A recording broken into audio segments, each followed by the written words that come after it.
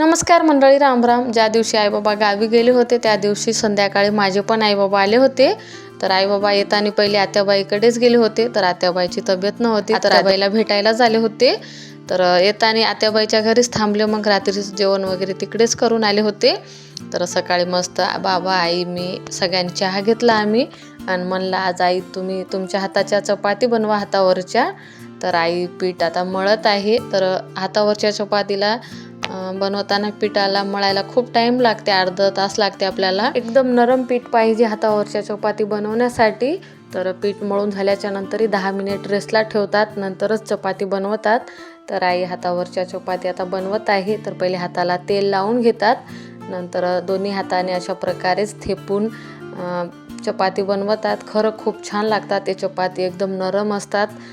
Non veg कोणतीही भाजी, पनीर काही असो, कशाही सोबत खा तुम्ही, पण खूप छान लागते.